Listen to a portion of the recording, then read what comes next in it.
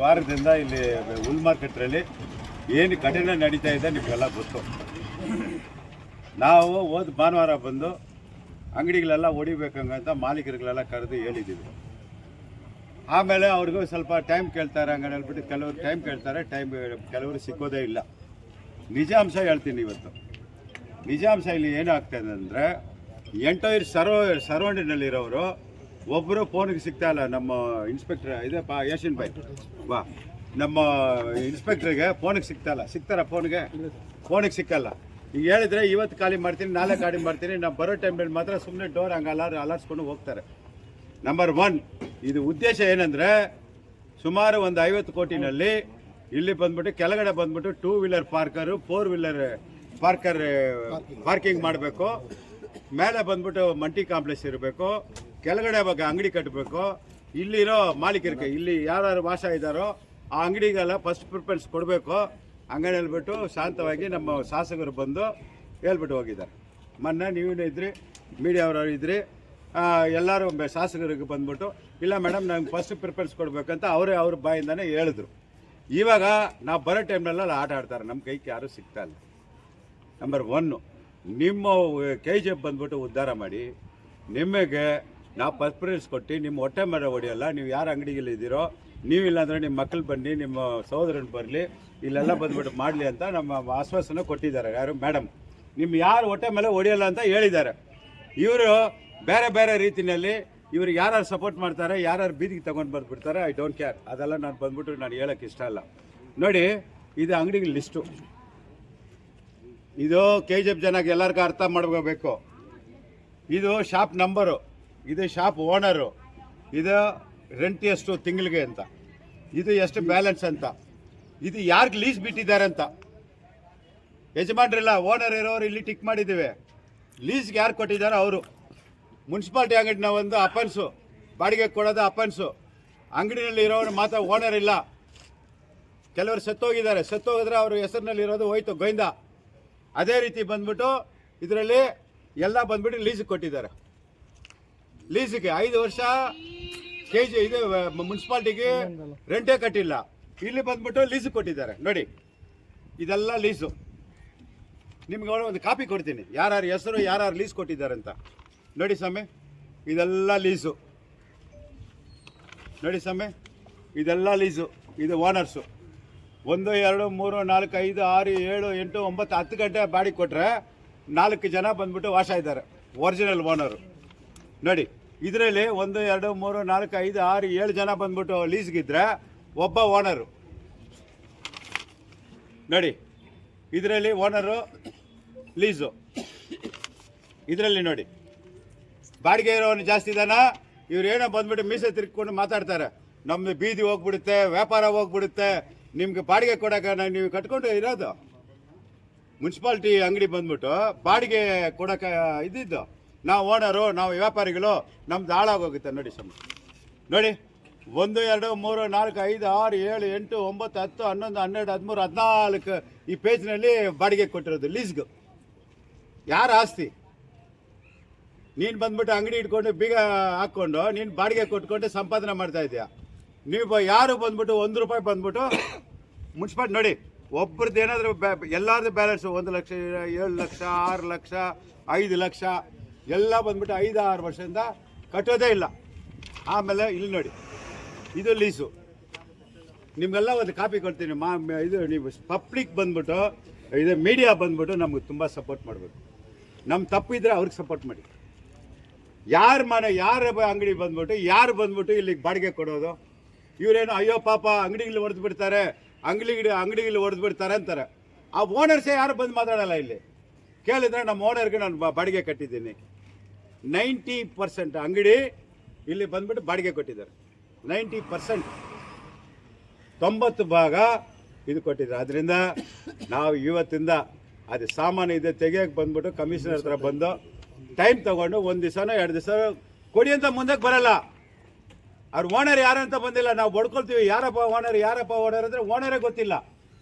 ಈ ಶಾಪ್ ಯಾರ್ದು, ಈ ನಂಬರ್ ಯಾರ್ದು, ಬನ್ನಿ ಅಂದರೆ ಯಾರು ಬರಲ್ಲ. ಓನರು, ಒರಿಜಿನಲ್ ಓನರ್ ಬಂದರೆ ತಾನೇ ನಾವು ಮಾತಾಡೋಕ್ಕೆ. ಒರಿಜಿನಲ್ ಓನರೇ ಬರಲ್ಲ.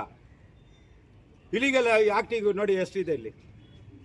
ಅದರಿಂದ ನಾಳೆ ನಾವು ಫುಲ್ಲು ಏನೇನು ತೋರಿಸ್ಬೇಕೋ ತಗೊಂಡು ನಾವು ಏನೇನು ಮಾಡಬೇಕೋ ಅವ್ರಿಗೆ ಸಾಮಾನು ಇದ್ರೆ ಕೂಡ ನಾವು ಬಿಡಲ್ಲ. ಯಾಕಂದರೆ ಪಬ್ಲಿಕ್ ಗೊತ್ತಾಗಬೇಕು. 8 ದಿವಸದಿಂದ ಹೋರಾಡ್ತಾ ಇದ್ವಿ, ಒಬ್ಬನ ಮುಂದಕ್ಕೆ ಬಂದಿಲ್ಲ. ಒಬ್ಬ ಈ ಲತಾ ಬೇಕ್ರಿ ಒಬ್ಬರು ಮಾತ್ರ ಬಂದು ನಮ್ಗೆ ಫುಲ್ ಕೋಆಪ್ರೇಟ್ ಮಾಡಿ ಅದನ್ನು ಖಾಲಿ ಕೊಟ್ಟು ಇದು ಹೇಳಿದ ತಕ್ಷಣ ನಮಗೆ ಖಾಲಿ ಮಾಡಿಕೊಂಡು ಕೋಆಪ್ರೇಟ್ ಮಾಡಿದ್ರು. ಆಮೇಲೆ ಇಲ್ಲಿ ಒಂದು ಅಂಗಡಿ ಪಾಪ ಅವ್ರನ್ನ ಬಡವನೇ ಆ ಅಪ್ಪನೂ ನಮ್ಗೆ ಬಂದ್ಬಿಟ್ಟು ಒಂದು 4 ಅಂಗಡಿ ಇವ್ರು ಬಂದ್ಬಿಟ್ಟು ಮುಂದೆ ಬಂದು ಕೊಟ್ಟಿದ್ರು. ಮಿಕ್ಕಿದೆ ಎಲ್ಲರೂ ಬಂದ್ಬಿಟ್ಟು ಇಲ್ಲಿ ಬರೋದು ಅಲ್ಲಿ ಓಡೋದು, ಇಲ್ಲಿ ಹೋಗೋದು ಅಲ್ಲಿ ಬರೋದು. ಹಾಂ, ಇದಕ್ಕೆ ನಾಳೆಯಿಂದ ನಾವು ಮುಲಾಜನ ಕೊಡೋಲ್ಲ. ಎಲ್ಲರೂ ಗೊತ್ತಾಗಬೇಕು ಇದು. ನಾಳೆ ಅವ್ರ ಸಾಮಾನು ಇದೆಯೋ ಇಲ್ಲೋ ಗೊತ್ತಿಲ್ಲ. ನಾಳೆಯಿಂದ ನಮ್ಮ ಆಪ್ರೇಷನ್ನು ತುಂಬ ಜೋರಾಗಿ ನಡೀತದೆ. ಅವ್ರವ್ರು ಖಾಲಿ ಮಾಡ್ಕೊಂಡ್ರೆ ಒಳ್ಳೆಯದು. ನಿಮ್ಮ ಸಾಮಾನೆಲ್ಲ ಡ್ಯಾಮೇಜ್ ಆದರೆ ನಾವು ಮುನ್ಸಿಪಾಲ್ಟಿ ಜವಾಬ್ದಾರಿ ಅಲ್ಲ ಅಂತ ನಾನು ಹೇಳಕ್ಕೆ ಇಷ್ಟಪಡ್ತೀನಿ. ಸರ್, ಇಷ್ಟು ದಿನ ನಗರಸಭೆ ಸಿಬ್ಬಂದಿಗಳಿಗೆ ಸಬ್ಲೆಟ್ ಕೊಟ್ಟಿದ್ದಾರೆ, ಇದು ಕೊಟ್ಟಿದ್ದಾರೆ, ಯಾರು ಯಾಕೆ ಆಕ್ಷನ್ ತಗೊಂಡಿಲ್ಲ? ನಗರಸಭೆ ಸಿಬ್ಬಂದಿಗಳು ಕಮಿಷನರು ಇವಾಗ ಸಬ್ಲೆಟ್ ಕೊಟ್ಟಿದ್ದಾರೆ, ಇಲ್ಲಿಗಲ್ ಆಗಿ ಇದ್ದಾರೆ ಅಂತ ಬಂದಿದ್ದಾರೆ. ಇಷ್ಟು ದಿವಸ ಅವ್ರಿಗೆ ಗೊತ್ತಲ್ವಾ? ಮಾರ್ಕೆಟ್ ಮೇಸ್ತ್ರಿ ನೀವು ಕೇಳೋದು ಒಳ್ಳೆ ಕ್ವಶ್ಚಿನು. ನೀವು ಕೇಳೋದು ಕ್ವಶ್ಚಿನು. ಅದಕ್ಕೆ ಮುಂಚೆ ಬಂದು ನಾವು ಇದ್ರ ಬಗ್ಗೆ ಬಂದ್ಬಿಟ್ಟು ಗಮನ ಸಲ್ಲಿಸಿಲ್ಲ ಜಾಸ್ತಿ. ಇವಾಗ ಸೈಕಲ್ ಸ್ಟ್ಯಾಂಡು ಮಲ್ಟಿಪ್ಲೆಕ್ಸ್ ಕಾಂಪ್ಲೆಕ್ಸ್ ಕಟ್ಟಬೇಕು ಅಂತ ಬಂದ ಮೇಲೆ ಒಳಗಡೆ ಇದೆಲ್ಲ ನಡೀತಾ ಇರೋದು ಗೊತ್ತಾಗಿದೆ. ಇಲ್ಲ, ಇವಾಗ ಅಂಗಡಿ ಮಾಲೀಕರ ಮೇಲೆ ಇದು ಮಾಡ್ತಾ ಇದ್ರ ಊರು ಉದ್ಧಾರ ಮಾಡಕ್ಕೆ. ಯಾಕೆ ನಗರಸಭೆ ಸಿಬ್ಬಂದಿ ಮೇಲೆ ಇವ್ರ ಮೇಲೆ ಮಾಡ್ತಾ ಇಲ್ಲ ಅಂತ? ಅಲ್ಲ, ಇವಾಗ ಒಳಗಡೆ ಬಂದ ಮೇಲೆ ಗೊತ್ತಾಗುತ್ತೆ ನಮಗೆ. ಮೈನ್ ಬೀಗ ಆಗ್ಬಿಟ್ಟು ನೀವು ಕೇಳೋದು ಒಳ್ಳೆ ಕ್ವಶ್ಚಿನೇ. ಅವ್ರಿಗೆ ಗೊತ್ತಿಲ್ಲ ಅಂದ್ರೆ ನಡೆಯೋಕ್ಕೆ ಚಾನ್ಸ್ ಇಲ್ಲ. ಬಟ್ ಯಾರಾದರೂ ಹೋದ್ರೆ ಇಲ್ಲಿ ಅಂಗಡಿಗೆ ಯಾರಪ್ಪ ಓನರ್ ಫೋನ್ ನಂಬರ್, ಅಲ್ಲಿ ಫೋನ್ ನಂಬರ್ ಹೊಡೆದ್ರೆ ಇಲ್ಲಿ ಏನಿದೆ, ಯಾವ್ದಪ್ಪ ಫೋನ್ ಅಕ್ಸೆಲ್ಲ ಯಾವ್ದದು ಅದೇನಿದೆ. ಇಲ್ಲಿಗೆ ಬಂದ್ಬಿಟ್ಟು ಇನ್ನೊಬ್ಬರು ಬೇರೆ ಬಂದ್ಬಿಟ್ಟು ನಮ್ದು ಅಂಗಡಿ ಅಂತಾರೆ. ಸರ್, ಈಗ ಸರ್ ಎಷ್ಟು ಕೋಟಿ ಬರ್ಬೇಕು ಸರ್? ಯಾರು ಇಲ್ಲ ಸರ್, ದುಡ್ಡಿನ ಪ್ರಶ್ನೆ ಬೇರೆ. ಆದರೆ ಇಷ್ಟ ಬರುತ್ತೆ ಅಂತ ಹೇಳ್ತೀನಿ. ಇದೇ ಕಾಪಿ ಕೊಡ್ತೀನಿ. 4 crores ಎಷ್ಟು? 4 ಕೋಟಿ 5 ವರ್ಷ ಒಂದು 3-4 ಅಂಗಡಿ ಅವ್ರು ಬಿಟ್ಟರೆ ಬೇರೆ ಯಾರು ಒಂದು ನಯ ಪೈಸೆ ಕಳ್ತಾ ಇಲ್ಲ. ನೋಡಿ ಇದು ಬ್ಯಾಲೆನ್ಸು. ಬಟ್ ಇನ್ನೊಂದು ಆಶ್ಚರ್ಯ ಅಂದರೆ ಇದರಲ್ಲಿ 90% ಅಂಗಡಿ ಬಾಡಿಗೆ ಬಿಟ್ಟು ಅವ್ರು ಸಂಪಾದನೆ ಮಾಡ್ತಾ ಇದ್ದಾರೆ. ಯಾರು? ಇದು ನಾವು ಸುಳ್ಳು ಹೇಳ್ತಾ ಇಲ್ಲ, ಇದು ಪೇಪರ್ ರೆಕಾರ್ಡು. ಅವ್ರ ಮೇಲೆ ಏನು ಕ್ರಮ ತಗೊಳ್ತೀವಿ ಸರ್? ಸರ್, ಇವಾಗ ನಾವು FIR ಮಾಡಿದ್ರೆ ಇದು ಅಫೆನ್ಸು. ನಮ್ಮ ಅಂಗಡಿನ ಬಂದ್ಬಿಟ್ಟು ಇನ್ನೊಬ್ರು ಕೊಟ್ಟಿದ್ದಾರೆ ಅಂದರೆ ಅಫೆನ್ಸು. ಇವರು ನಮ್ಮೂರವರು ಏನೋ ಒಂದು ನಡೆದಿದ್ದು ಘಟನೆ ನಡೆದೋಯ್ತು, ಇನ್ಮೇಲೆ ಬಂದ್ಬಿಟ್ಟು ನಿಮ್ಗೆ ಫಸ್ಟ್ ಪ್ರಿಫರೆನ್ಸ್ ಕೊಡ್ತೀವಿ ಮೇಡಮ್ ಹತ್ರ ಹೇಳಿ ನಾವು, ನೀವು ಇಲ್ಲಾಂದರೆ ನಿಮ್ಮ ಮಕ್ಕಳಿಗೂ ಕೊಡ್ತೀನಿ ಅಂತ ಹೇಳಿದ್ದಾರೆ. ನೀವು ನಮ್ಗೆ ಕೋಆಪ್ರೇಟ್ ಮಾಡಿದ್ರೆ ಓಕೆ, ಇಲ್ಲಾಂದ್ರೆ ನಮ್ಮ ಆಸೆ ರೂಲ್ಸ್ ಏನಿದೆ ನಾವು ಹೋಗ್ತೀವಿ. ಬರೀ ಗ್ರಾಸ್ ಮಾರ್ಕೆಟ್ 4 ಕೋಟಿ ಇದೆಯಾ ಸರ್? ಹೌದು, ನೋಡಿ ಇಲ್ಲಿ ನಿಮ್ಗೆ ನಾವು ಕೊಡ್ತೀನಿ. ಯಾರ್ಯಾರ ಹೆಸರಿನಲ್ಲಿ ಏನೇನಿದೆ, ಎಷ್ಟೆಷ್ಟು ಬಾಕಿ ಇದೆ. MG ಮಾರ್ಕೆಟ್ ಎಷ್ಟಿದೆ ಸರ್? ಸರ್, ಅದು ನಾನು ದಾಖಲೆ ತಗೊಂಡು ನಿಮ್ಗೆ ಕೊಡ್ತೀನಿ, ಅದನ್ನು ಕೊಡ್ತೀನಿ. ಯಾಕಂದ್ರೆ ಇದು ಗ್ರಾಸ್ ಮಾರ್ಕೆಟ್ ಮಾತ್ರ ನನ್ನ ಕೈನಲ್ಲಿ ಇರೋದು. ಇಲ್ಲಿ ಶಾಪಿಂಗ್ ಕಾಂಪ್ಲೆಕ್ಸ್ ಕಟ್ತೀವಿ. ಎಸ್, ಈಗಾಗಲೇ ಇರೋ ಶಾಪಿಂಗ್ ಕಾಂಪ್ಲೆಕ್ಸ್ ಅಲ್ಲಿ ಒಂದು ಅಂಗಡಿ ಕೂಡ ಫಿಲ್ ಆಗಿಲ್ಲ. ಎಲ್ಲಿ ಸರ್? ಬಸ್ ಸ್ಟ್ಯಾಂಡ್ ಮೇಲೆ ಆಗಲಿ, ಸೈಕಲ್ ಸ್ಟ್ಯಾಂಡ್ ಮೇಲೆ ಆಗಲಿ, ಇಲ್ಲೆಲ್ಲ ಅಂಗಡಿಗಳೇ ಫಿಲ್ ಆಗಿಲ್ಲ. ಇಲ್ಲಿ ಹೆಂಗೆ ನೀವು ಸಾರ್ವಜನಿಕರ ತೆರಿಗೆ ಹಣನ ನೀವು ಈ ರೀತಿ ವ್ಯರ್ಥ ಮಾಡಕ್ ಸಾಧ್ಯ? ಮಾಡಬಹುದಾ? ಯಾವ ಈಗ ನೀವು 50 ಕೋಟಿಲಿ ಕೆಳಗಡೆ ನೀವು ಕಾರ್ ಪಾರ್ಕ್ ಮಾಡ್ತೀವಿ, ವೆರಿ ಗುಡ್. ಮೇಲ್ಗಡೆ ಅಂಗಡಿಗಳು ಕಟ್ತೀನಿ. ಇರೋ ಅಂಗಡಿಗಳೇ ನೀವು ಯಾರು ತಗೊಂಡಿಲ್ಲ ಸರ್. ಇವಾಗ ಫಿಲ್ ಆಗಿಲ್ವಲ್ಲ, ಅದಕ್ಕೆ ಮಾಡಿಫಿಕೇಶನ್ ಮಾಡ್ತೀವಿ.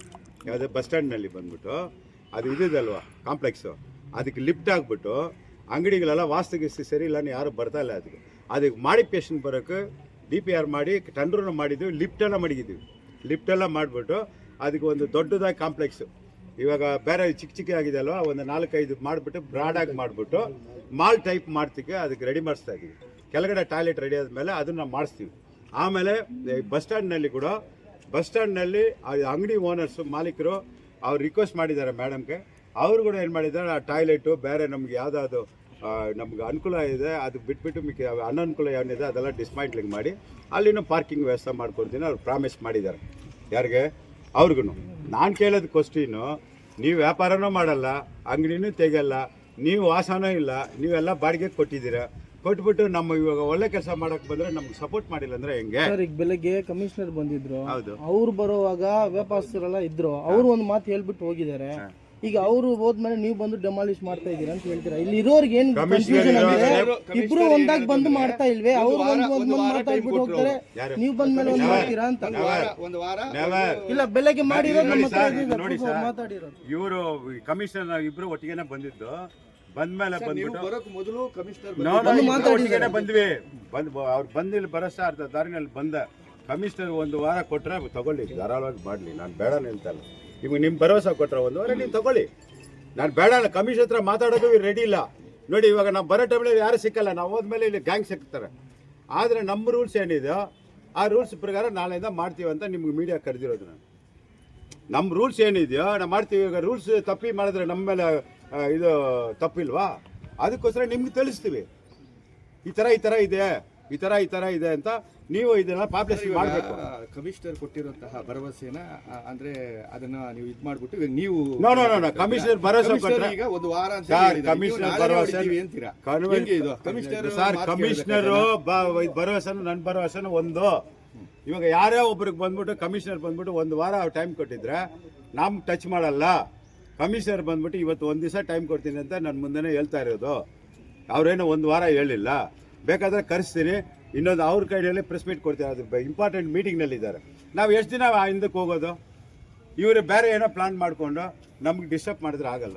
ಸರ್ ಟೋಟಲ್ ಎಷ್ಟು ಅಂಗಡಿ ಸರ್ ಹೊಡಿಯೋದು ಇವಾಗ? ಟೋಟಲ್ ಗ್ರಾಸ್ ಮಾರ್ಕೆಟ್ ಡಿ ಇನಿಷಿಯಲ್ ಇರೋದು ಎಲ್ಲ ಟೋಟಲ್ ಆಗಿ ಹೊಡಿತೀರಾ?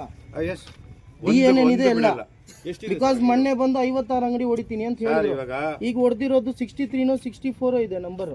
ಅದಕ್ಕೆ ಕ್ಲಿಯರಿಟಿ ಮಾಡಿಬಿಡಿ ಸರ್. ಟೋಟಲ್ 100 ಅಂಡ್ ಚೇಂಜ್ ಹೊಡಿಯೋದು ಮನೆ, ಓಕೆ, ಗೋಡನ್ನು ಇದರಲ್ಲಿ ಬಂದ್ಬಿಟ್ಟು ನಾನು ನಿಮ್ಗೆ ಲಿಸ್ಟ್ ಕೊಡ್ತಾ ಇರೋದು. ನೀವು ಪಾಪ್ಯುಲೇಷನ್ ಮಾಡಿ. ಹೆಸರಿದೆ, ಓನರ್ ಹೆಸರು, ಅವ್ರಿಗೆ ಯಾರಿಗೆ ಲೀಸ್ ಕೊಟ್ಟಿದ್ದಾನೆ ಅದೇ ಹೆಸರು ಇದೆ, ಏನು ಅಮೌಂಟ್ ಇದೆ, ಅಂಗಡಿ ನಂಬರ್ ಇದೆ. ನೀವೇ ಚೆಕ್ ಮಾಡ್ಕೊಳ್ಳಿ. ನಮ್ಮ ಮೀಡಿಯಾ ಕಣ್ಣು ಮುಚ್ಕೊಂಡು ನಾವು ಯಾವುದು ಮಾಡೋಕ್ಕಾಗಲ್ಲ. ಇವಾರೇ ನಮಗೆ ದಾರಿ ತೋರಿಸೋರು ನೀವು ಮೀಡಿಯಾ ಅವರು. ನೀವು ಬಂದ್ಬಿಟ್ಟು ಅಲ್ಲಿ ಏನಿದೆ ನಿಜಾಂಶ ತೋರಿಸಿ. ನಮ್ಮ ತಪ್ಪಿದ್ರೆ ಕೂಡ ಏನಪ್ಪ ಇವ್ರು ಬಾಡಿಗೆ ಕಟ್ತಾರೆ, ವ್ಯಾಪಾರ ಮಾಡ್ತಾರೆ, ಯಾಕಿಲ್ಲ ಬಾಡಿಗೆ ಅಪ್ಡೇಟ್ ಕಟ್ಟಿರೋ ಅವ್ರಿಗೆ ಏನ್ ಮಾಡ್ತಾರೆ? ಅಪ್ಡೇಟ್ ಮಾಡಿರೋ ಅವ್ರಿಗೆ ಬಂದ್ಬಿಟ್ಟು ಧರ್ಮವಾಗಿ ಬೇರೆ ಕಡೆ ಕೊಡ್ತೀನಿ ಅಂತ ಮೇಡಮ್ ಪ್ರಾಮಿಸ್ ಮಾಡಿದ್ದಾರೆ. ಅಲ್ಲ ಸರ್, ಇವಾಗ ಅವ್ರಿಗೆ ಬೇರೆ ಕಡೆ ಕೊಟ್ಬಿಡ್ತಾನೆ ನೀವು ಹೊಡಿಬೇಕು. ಹೌದು, ನಾವು ಅವ್ರದ್ದು ಯಾರು ಕಟ್ಟಿದಾರೆ ಅವ್ರದ್ದು ಇನ್ನೂ ಬಿಟ್ಟೇ ಇಲ್ಲ. ಅವ್ರ ಕುಟುಂಬ ಎಲ್ಲಿ ಹೋಗುತ್ತೆ? ಅವ್ರದ್ದು ನಾವು ಟಚ್ ಮಾಡಿಲ್ವಲ್ಲ. ಇದು ಏಷನ್ ಬಾಯ್ ಯಾರು ಕಟ್ಟಿಗಿರಲ್ಲ, ಕೈ ಹಚ್ಚಿಗ್ರೆ. ಸರ್ ಈಗ ಅವ್ರಿಗೆ ಹೇಳಿದ್ರೆ ಅವ್ರು ಆಲ್ಟರ್ನೇಟಿವ್ ಎಲ್ಲ ಮಾಡ್ಕೊಳ್ತಾರಲ್ಲ. ಈಗ ಸಡನ್ ಆಗಿ ನೀವು ಬಂದು ಇಲ್ಲ ನಾವು ಹೊಡಿತೀವಿ ಅಂದ್ರೆ ಮೇಡಮೇ ಅವತ್ತು ಹೇಳಿದ್ದಾರೆ. ಮೇಡಮೇ ನೀವು ನಿಮ್ಮ ವಿಡಿಯೋನಲ್ಲೆಲ್ಲ ಬಂದಿದೆ. ಮೇಡಮೇ ಏನು ಹೇಳಿದ್ದಾರೆ, ಯಾರು ಧರ್ಮವಾಗಿ ಇಲ್ಲಿ ಕಟ್ಟಿದಾರೋ ಅವ್ರನ್ನ ಬಂದ್ಬಿಟ್ಟು ಆಲ್ಟರ್ನೇಟ್ ನಾವು ಕೊಟ್ಟು, ಅದು ಗೋಡನ್ ಆಗಿರಲಿ, ಅಂಗಡಿಗಳಾಗಿರಲಿ, ಬೇರೆ ಇರಲಿ, ಅವ್ರಿಗೆ ಬೇರೆ ಆಲ್ಟರ್ನೇಟ್ ಕೊಟ್ಟು ನಾವು ಅವ್ರನ್ನ ಸಮಾಧಾನ ಮಾಡಿಸಿ ಶಿಫ್ಟ್ ಮಾಡಿಬಿಟ್ಟೆ ನಾವು ಕೆಲಸ ಸ್ಟಾರ್ಟ್ ಮಾಡಿದ್ದು ಅಂತ ಹೇಳಿದೆ. ನಿಮ್ಮ ವಿಡಿಯೋನೆಲ್ಲ ಬಂದಿದೆ, ಕರೆಕ್ಟಾ? ಒಂದು ತಮಿಳ್ನಲ್ಲಿ 1-2 ಮಾತಾಡಿ.